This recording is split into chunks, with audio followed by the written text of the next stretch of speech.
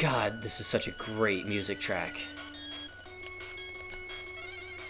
You know, and this is one of those things people, they remix it, and I've seen commenters and such complain when people do, because they say, oh, you know, you're remixing the Moon theme, everyone does the Moon theme, blah, blah, blah, blah, blah.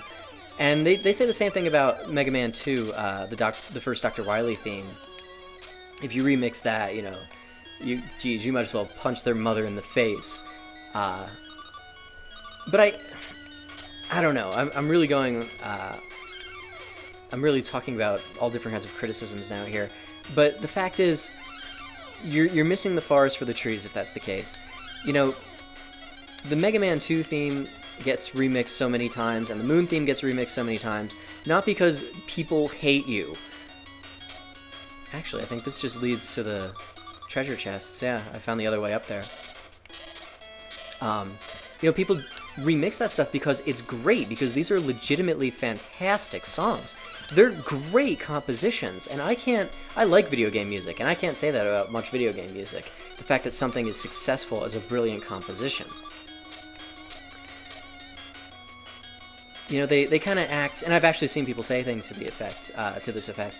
You know, like, well, they remix the Dr. Wily theme, and yeah, it's good, but couldn't they have done Tomahawk Man, you know, or something like that? No one does Tomahawk Man, and they act as though, oh, I forgot over there that I could walk on the spikes, or oh, that was dumb. Okay, I got it. So anyway, back. They act as though like doing one thing means that you have decided not to do another. Like somebody's sitting at home and they're making a decision, like, wow, what composition can I rearrange for my own purposes to express myself creatively? And they have a checklist, and because they chose Dr. Wily from Mega Man 2, they can't do something else, or that they would have ever done that other thing to begin with. You know, maybe the reason nobody's doing, you know, Tomahawk Man or whatever the heck you think needs to be remixed, some Mega Man and bass track or something, that you're mad that people do Mega Man 2 instead. Maybe it's because the Mega Man 2 track actually speaks to them on a creative level, and that's why they're able to do it. Maybe it's because the Moon track has actually inspired musicians, and that's why they do it. You know, I think people get caught up. Oh god, I remember that happening as a kid too. That's so cool. I think you just have to power through him. People get like caught up in this strange thing that like if you're doing this one thing, then that means you've actively decided not to do this other thing I would have preferred. And yeah, sorry, it's just BS, and it's actually really annoying. You know, judge whatever it is on its own merits. Don't ask me why I did that. That don't judge that at all, please.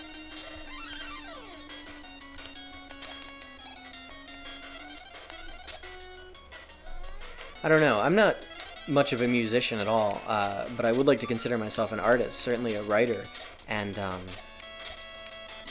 I appreciate art, and I can't imagine ever going up to somebody who's done something artistic and, you know, getting upset that because they chose to do this one artistic thing that spoke to them, that, you know, they didn't do what somebody who's entitled to nothing, would have preferred them to do instead.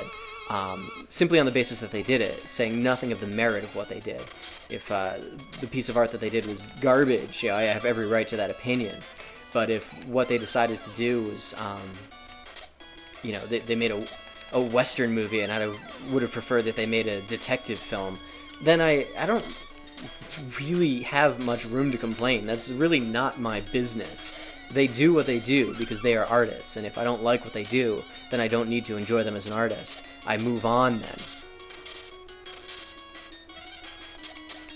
Yeah, I'm not big on entitlement, in case you haven't noticed. Oh, yeah, this'll be fun. Oh, actually, that wasn't bad. Yeah, I remember that key. I think you need the key to get the remote control, and the remote control to get Gizmo Duck or something like that. We'll find out shortly how correct I am or not.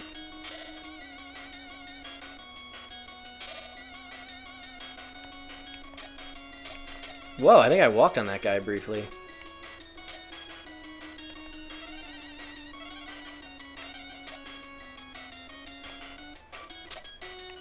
You know, and as a kid, I might have escaped with video games, but later in life, I escaped with music and I escaped with literature.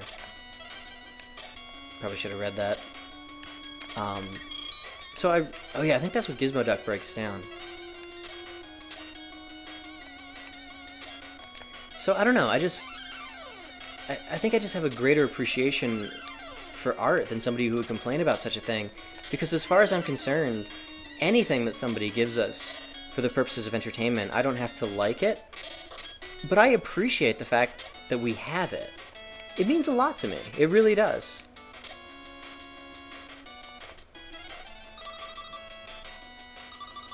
You know, I like that we live in a world where somebody would take the time to do something like that. I'm gonna run out of time here because I don't know what I'm doing. Guess I don't remember everything. Maybe I didn't go up there yet. Yeah, I did. No, did I? I did not.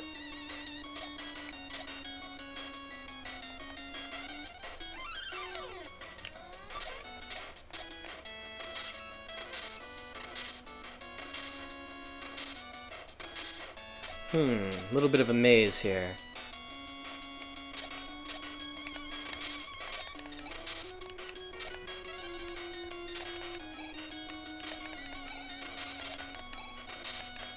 I don't even know if I was supposed to get in that way.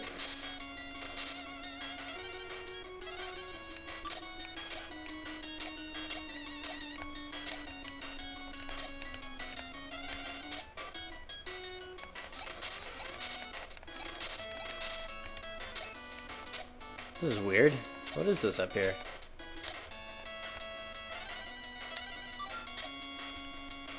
Okay.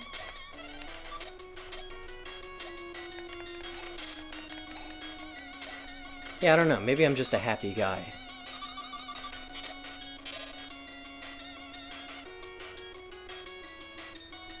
Alright, there's the remote control. Man, maybe I was right about that. I think I see, a little chain or something to climb up there.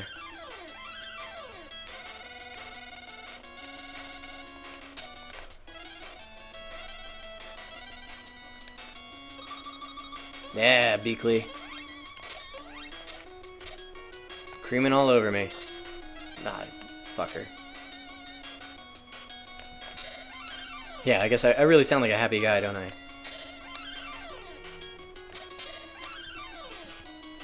But yeah, I don't know. I mean, obviously I'm a critic, in a professional sense and a personal sense.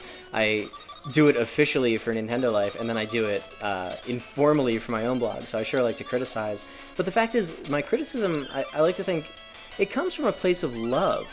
You know, I really do, I want everything to be good. I want everything to have some kind of merit.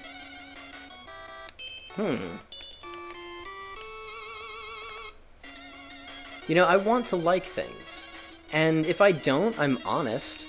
And I figure as long as I'm being honest about something I didn't enjoy, I might as well be entertaining, is certainly my intention. But I don't mean any ill will by anything. So over there was this. Oh, that's right. Now I just have to go back to the wall so Gizmo Duck can blow. Well, sorry about that. The recording program shut down, but I don't think I lost anything. But yeah, in case I got cut off, I was just saying I realized I have to go back to the wall to get Gizmo Duck to blow it up. But yeah, I don't know. I don't think that there's anything inherently wrong with criticism, but I think it... Oh, something wrong with that. But I think it does need to come from the right place. And that's one of the places where I feel Yahtzee from Zero Punctuation, I think he falls down. And, you know, I understand that it's a matter of taste. A lot of people really love him, and I actually know the guy personally from years and years before Zero Punctuation. He and I both worked on, pretty much independently, though we worked together in a minor capacity, there was and there probably still is, a program called Adventure Game Studio, and you would use that to make graphical adventure games. And he was kind of coming from a LucasArts background where he loved Monkey Island and things like that. And I was coming from Sierra Online, because I love Space Quest and Leisure Suit Larry and things like that. So we each independently were working on different adventure game series. He had Rob Blank at the time, and thank you, Gizmo. A little bit of a glitch. Alert Mike Matei. And I had a game series called Larry Vell's Traffic Division. And so we both ran in the same circles, and we had our moments and we had our squabbles, and we also had our times where we worked together and did a lot of pretty cool things. We also, believe it or not, wrote a script for a pilot episode of a sitcom called The Hole, and maybe one day I'll get into that, or you guys are welcome to ask him. But the reason I say Zero Punctuation falls down there is because I don't get the sense that it comes from a place of love, and I'm saying that knowing that it does. It just doesn't feel like it does, and I think that that's a problem. It's not a problem if he's a humorist, which is actually what he is, but it's a problem because people take him seriously as a reviewer, and that's not what he is. He doesn't review games, he creates humorous videos about them. Genuinely nothing wrong about that. But when people take him seriously as a reviewer and people quote his criticisms, to kind of make a point, they're missing what he's doing. He's a humorist, and that's a very, very different racket than critic. So yeah, I enjoy his videos. I'm not really a huge fan, but man, I really, really hate seeing people parrot his views as though they're legitimate criticisms. Well, most of the time they're not. They're just jokes. So we're back at Transylvania yet again. And I don't really know where I have to go.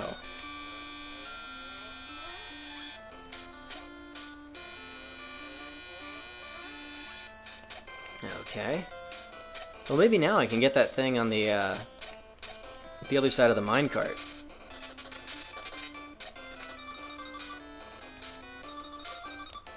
If I remember how to get there, which I don't. I do remember this now. As a kid, I did feel this was pretty silly that we had to come back here. Capcom pulled a similar thing in Mega Man X2, where instead of one of the final stages, you know what? Yeah, let's do the minecart. I'm gonna have to save state just in case. But yeah, instead of one of the final stages, what you actually do is just replay Magna Centipede's stage, like totally unchanged. So it's a little bit lazy, but what can you do?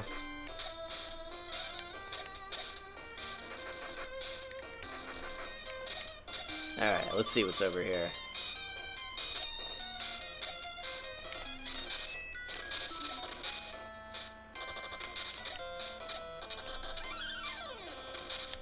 Oh, have I been here?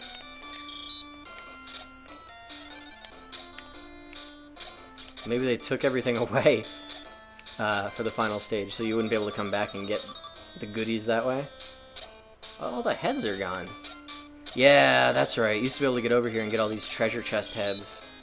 Ah, well. Big deal. Gotta go face, what's his name? Seamus McDuck or something. The rival of Scrooge. So, yeah, I know I'm kind of just blowing through topics. I'm not speaking coherently.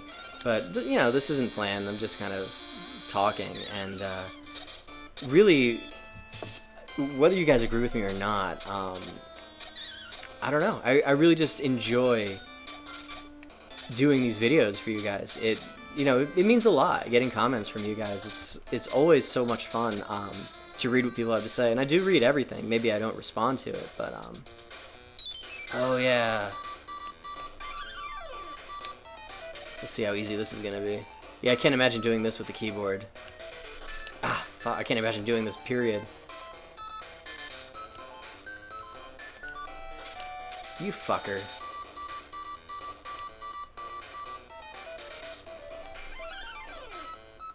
Yeah, I don't know how the remake is going to be, but I certainly look forward to it.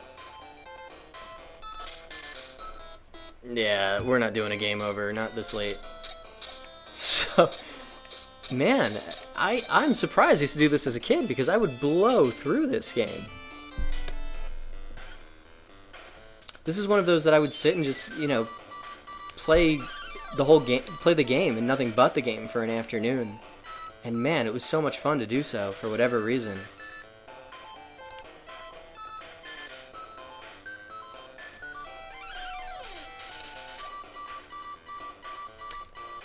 You know, and Let's Plays, they kind of remind me of what it was like to play as a kid. You're not all in the same room, obviously, but this is what it was like. You know, you didn't just sit down and play the game and that was that. You sat and you talked and, you know, you took a drink and you took a break and you relaxed, and it was a lot of fun. And it was very conversational.